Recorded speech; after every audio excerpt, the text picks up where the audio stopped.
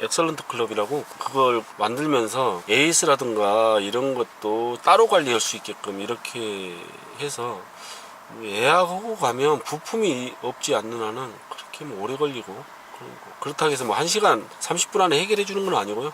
보통 오전에 맡기면 오후에 찾아가든가 아니면 자기들이 갖다 주든가 이렇게 하다 보니까 그렇게 뭐 불편하고 그런 건 없었던 것 같아요. 아, 그럼 일반 다른 BMW 모델하고는 AS 라인이 다른 건가요? 예, 일단 어드바이저도 따로 7 시리즈는 엑셀런스 클럽에 해서 따로 지정돼 있고요. 그러다 보니까 그 사람들은 7 시리즈만 관리합니다. 그러다 보니까 좀 시간적으로 여유가 있는 것 같아. 차가 많이 안 팔려서 그런지 어쩐지 몰라도. 거기에 응대하는 게 저는 뭐 만족해요. 뭐 이게 뭐 고장이 나고 그런 것도 없었고 미세하게 이제 뭐 쿨링 시트 여기서 소리가 나가지고 그 뭐 나는 의자 바꿔달라 했더니 의자는 못 바꿔주고 그 쿨링 팬을 갈아주더라고요. 근데 그거 오는데 독일에서 와야 돼서 거의 한 달 정도 기다렸던 것 같아요. 앞에 뭐 살인 미션이 나갔다 그 오일이 좀 샌다고 해서 그 가스켓 몇 번, 2번인가 교환하다가 안 되니까 그것도 또 독일에다 주문해서 한 20일 정도 있다가 교환해줬던 것 같아요. 그것도 무상. 예, 무상으로. 지네들 결함이니까. 근데 내 차만 그런 건지 다른 차들도 그런 건지 잘 모르겠어요. 그러면은 지금 뭐 타시는 동안에 뭐 차에 대한 큰 불만이나 뭐 좀 더 이런 건 있었으면 좋겠다라는 거는 따로. 일단은 제가 샀던 거는 숏바디. 저는 이제 거의 제가 혼자서 운전하고 다니는 경우가 많아서 뭐 길면 주차하기도 불편할 것 같고 차 가격도 한 1000만 원 좀 차이 안 났던 것 같아요. 제가 고른다 하면 롱바디로 고르고 싶어요. 저도 그때 고민을 많이 하다 그냥 숏바디로 했는데 뒷자리 타시는 분들이 뭐 수입차인데 이렇게 좁아? 이런 말을 많이 나오더라고요. 국산차가 실내 공간을 잘 뽑습니다. 제가 뭐 그건 인정해요. 전기장치도 마찬가지고. 뭐 일단 불편한 거는 내비게이션 뭐 누구나 다 이야기하잖아요. 수입차들 내비게이션 업그레이드 넣는 거 이것 같은 경우도 1년에 한 번 정도밖에 안 돼요. 그러다 보니까 거의 뭐 티맵 키고 다니는 경우도 많고 그거 외에 뭐 일단 뭐 오일 가는 것도 이 사람들 뭐 합성유 쓴다고 해서 2만 킬로 안에 가면 오일 갈아주지도 않아요. 그래서 일단 오일 뭐 지금 한 4번 5번 간 것 같은데 2차 타고 다니면서도 한 번 그런 경우가 있었습니다. 저기 안성 가다가 도로 패여가지고 못 보고 지나갔어요. 근데 갑자기 타이어 터져버렸어요. 근데 저는 이제 그 에어 새는 소리가 컴프레셔 에어 빠지는 소리가 나더라고. 그래서 옆에 지나가는 차에서 나는 줄 알았더니 내 차가 거의 터졌더라고. 근데도 차가 돌질 않더라고. 난지도 몰랐어요. 근데 경고등 불이 들어와서 봤더니 그 타이어가 내려서 봤더니 터져 있더라고. 바람이. 옆에 사이드로 터졌어요. 사이드. 힐은 먹은 것 같진 않고 힐까지도 많이 좀 타이어 먹힌 자국 그게 있더라고. 일단 그게 넘플랫 타이어가 아니었었으면 큰 사고로 이어질 수도 있었는데 넘플랫 타이어여서 괜찮았었던 것 같아요. 그럼 지금 이 순정 타이어는 한 짝에 그 가격이 어느 정도? 이건 순정은 아니고요. 처음에 이제 순정이 얘가 브리치스톤이 들어있었던 것 같은데 전 브리치스톤 노면 타는 소리가 좀 많이 나서 처음에만 끼었다가 이거 컨티넨탈 끼었어요. 근데 타이어가 19인치는 좀 가격도 저렴해요. 20인치하고 틀려가지고 뭐 저렴하다고 해도 비싼데 한 40만 원 초반 아니면 30만 원 후반대면 넘플랫 타이어 낄 수 있을 겁니다. 그럼 지금 껴져 있는 것도 럼플렛? 예, 넘플랫 컨티넨탈 제품으로 19인치 좋은 것 같아요. 이 타이어 자체는. 이 차 자체가 이제 대형 세단이다 보니까 뭐 타이어를 어떤 걸 선택하느냐에 따라서 차량 주행 특성이 틀려지더라고요. 근데 저 같은 경우는 좀 조용히 그냥 살살 몰고 운전하고 다니는 스타일이라 이 컨테이너 제품이 소음도 좋고 이게 뭐 자기네들 말은 스포츠성도 아니고 올라운드 그 개념이라고 하더라고요. 사계절용. 이 사계절 타이어가 그렇게 없거든요. 수입 타이어들이. 얘들은 수입 사계절용으로 나왔다고 해서 뭐 넘플렛이 사계절용은 거의 없다고 하더라고요. 이게 뒷자리가 아니고 직접 운행을 하시는 입장에서도 7 시리즈를 구매하실 분들은 롱바디를 더 추천하신. 그게 나을 것 같아요. 왜냐하면 혼자 타고 다니다가도 이제 사람들 뒷자리에 태울 일이 있으면 D가 거의 뭐 그랜저급밖에 안 되다 보니까 넓은데 그래도 조금 좁다는 생각? 시트가 누워요. 근데 눕는다는 게 앞으로 빠지면서 눕거든. 그 공간이 점점 더 줄어드는 거죠. 무릎 공간이. 그렇기 때문에 농바디 같은 경우는 앞으로 좀 시트가 밀려 들어와도 무릎 공간이 확보가 되니까 조금 더 공간 여유가 있고. 앞으로 어느 정도 더 유지를 하실 예정이신지? 일단 워런티 연장은 2년을 했어요. 3년 10만 킬로까지는 기본 제공해 주는데 2년 더 연장했으니까 2년을 더 탈라는 계획을 가지고 있는데 아직 뭐 크게 뭐 장고장도 없고 기름만 넣어주고 오일만 갈아주면 되니까 타이어 달아주고 타이어 갈아주고. 현실적으로 생각을 하셨을 때 다음 차로 생각하시는 차가 어떤 게 있으신지? 이 차가 그런 것 같아요. 저도 그렇지만 다른 분들도 마찬가지일 것 같아요. 구매하실 때 일단 자기 자금 사정하고 이런 걸 고려해야 되겠지만 아래쪽으로 가는 건 거의 없을 것 같아요. 뭐가 잘못되지 않는 한은 대부분 위쪽으로 가는데 저도 그래서 다음 차 선택하는데 굉장히 고민을 하고 있습니다. 근데 디젤 차는 뭐 정부 정책도 그렇고 많이 퇴출돼가는 수순이다 보니까 힘들 것 같고 가솔린 쪽으로 가야 되지 않을까. 근데 저 같은 경우는 요즘에 이제 아직 그 전기차로 가는 것 중간 단계인 것 같아요. 그래서 하이브리드 개념인데 플러그인 쪽으로 가고 싶은 생각이 조금 있어요. 그러면은 파나메라 같은 파나메라도 좋은데 그 플러그인이다 60km? 겨울에는 조금 덜 네. 된다 해서 전기로만 뭐 한 54km, 55km 이러는 것 같은데 일단 저 같은 경우는 가족이 5명이라 그건 4인승으로 들었어요. 조금 힘들고 뭐 고려는 했었는데 S클래스도 고려는 하고 있는데 74 S450 뭐 D 말고 디젤 말고 가솔린으로 해서 그거 아니면 모르겠어요. 국내에 들어온다 그러면 걔가 플러그인으로 들어온다 그러면 그것도 고민하고 있고 이 차 자체도 지금 나오는 게 플러그인으로 해서 국내에 들어오는 걸로 알고 있어요. 올 여름이나 가을에 아마 이제 우리나라 들어올 것 같은데 그거는 플러그인이 돼서 나옵니다. 그전에는 국내에 몇 대 팔리도 않은 것 같아요. 2000cc, 이 차에다가 2000cc에다가 플러그인을 했던 거예요.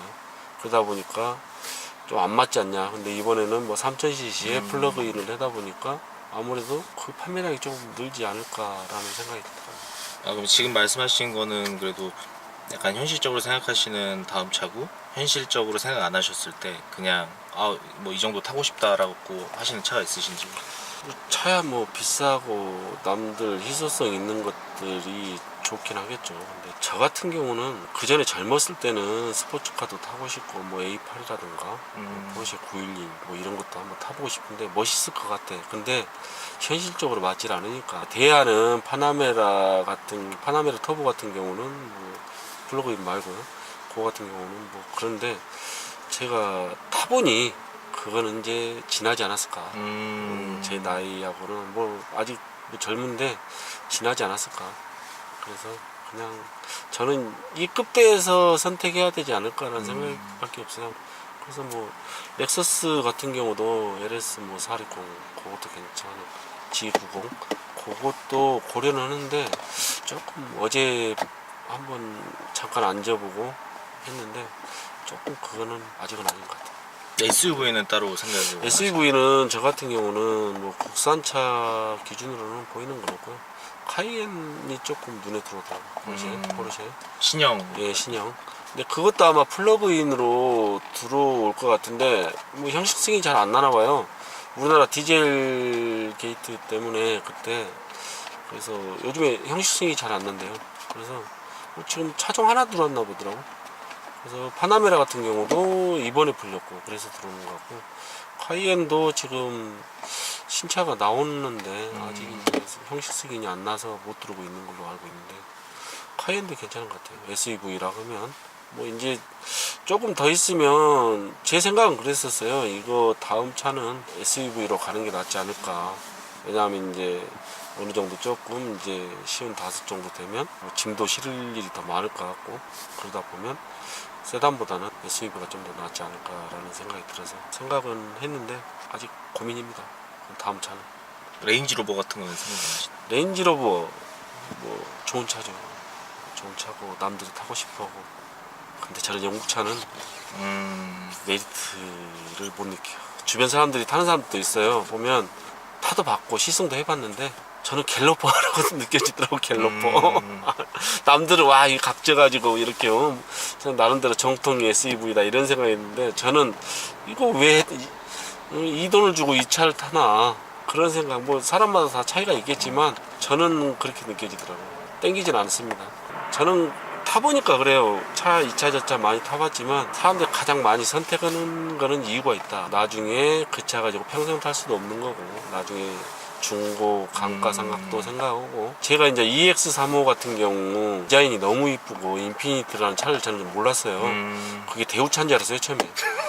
마크가 비슷하게 생겨서. 근데 보니까 휴게소에서 봤는데 너무 이쁘더라고 차가. 물어봤죠. 물어봤더니 대우차는 아니고 그럼 대우차 튜닝한 거냐? 그것도 아니라 하더라고. 그래서 이제 인피니티라고 브랜드가 따로 있대. 나중에 알아봤더니 뭐 닛산의 프리미엄급 네. 브랜드라고 들었는데 디자인이 너무 이쁘고 시승을 해봤는데 이거 뭐 차가 너무 잘 쓰더라고. 달리는 거는 뭐 당연히 잘 달리는데 배기량도 높고 자유롭기다 보니까 일단 쓰긴 잘 써요.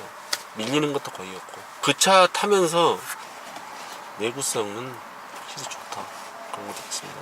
그 아우디 같은 경우도 A6 잘 탔어요. 잘 탔는데 그 차는 제가 이제 이 자동차에 좀 관심이 많은 사람이고 다른 사람들보다 그래서 그 차는 듀얼 클러치 디젤은 듀얼 클러치였었고 그게 듀얼 클러치가 그때 개발 단계에서 처음 실렸다고 제가 들었어요. 토크가 워낙에 이제 디젤이 강하다 보니까 미션이 자꾸 튀어. 저속에서 울컥거림. 미션이 들어갔다 빠지는 타이밍을 잘 못 찾는 것 같아요. 엔진 자체나 TDI 엔진 그거는 좋은데 엔진하고 미션하고 좀 안 맞다.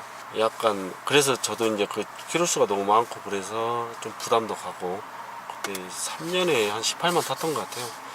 그러다 보니까 너무 많이도 탔고 해서 근데 이제 그 차는 그래도 많이 찾는 차라 뭐제 가격은 키로수가 많다 보니까 제 가격은 다 받지 못했는데 그래도 어느 정도 제가 이 정도는 감수해도 되겠다 했을 때 정도의 금액은 됐었고 근데 인피니티 같은 경우는 키로수가 워낙에 많고 그 차를 찾는 사람들이 워낙에 없었고 그때 이제 다운 사이징 해가지고 배기량 줄이는 네. 게 대세였는데 그 차는 뭐 자연흡기에 뭐 연비가 뭐 6km도 안 나올 때도 많아요. 그러다 보니까 찾는 사람이 거의 없었어요. 그래서 그 차도 한 6,700, 800 주고 산 것 같은데 팔 때 3년 지나서 1,500인가? 그 정도밖에 못 받고 팔았던 것 같아요. 저는 이제 차 구매하시는 분들은 생각하면 살 것도 사는 것도 중요한데 파는 것도 중요하지 않은가. 어차피 그 차를 평생 탈 거가 아니면. 그럼 그래도 지금까지 타셨던 차들 중에 그래도 가장 만족도가 높았던 차량은 국산 차 중에는 소렌토. 그때 이제 소렌토가 몇 년식 소렌토? 2003년식에 있었던 것 같아요. 초창기 버전이에요, 소렌토. 그거는 뭐 듣기로는 거의 부품이나 이런 것들 다 일본 거 이렇게 들어가고 페이스리프트 되면서 국산화 됐다고 들었거든요. 그 차 참 후륜이었었어요. 그게 차가 뭐 국산차는 후륜이 많이 없는데 그때 이제 특히 기아차 같은 경우 다른 차들은 다 전륜인데 그건 후륜이더라고. 근데 승차감도 좋았었고 커먼 레일 엔진 그걸 처음 올려서 그런지 무쏘 타다가 그거 탔더니 날아갈 것 같아. 네, 그래서 국산차로는 마지막에 썼는데 소렌토 참 잘 탔어요. 뭐 BM은 저 같은 경우는 일단 운전자 중심인 것 같아요. 사람들 다 그렇게 생각하니까. 뭐 벤츠 같은 경우는 운전자 중심보다 뒷자리 중심인 것 같고 아우디는 중간에 끼어 있는 것 같고 모르겠어요. 자기가 본인이 운전하고 다니고 남 눈도 어느 정도 조금은 의식해야 된다고 하면 BMW 기업 이미지도 좋고 화재건 뭐 이런 거 가지고 좀 복잡했는데 그때 제가 AS 받으러 들어가 봤어요. 직원들 대처하는 게 현대자동차가 저렇게 했을까? 예를 들어서 국산 브랜드 아니면 다른 브랜드가 그런 일이 벌어졌으면 그렇게 대응해 줬을까? 그런 생각을 해보면 저도 사업을 하니까 대단한 회사 같아요. 오늘 첫 번째로 본인 차량 탄 이야기를 들어봤는데요. 앞으로 다양한 차종을 가진 다양한 분들과 많은 이야기들을 이어나갈 수 있도록 해보겠습니다. 감사합니다. 고맙습니다. 네.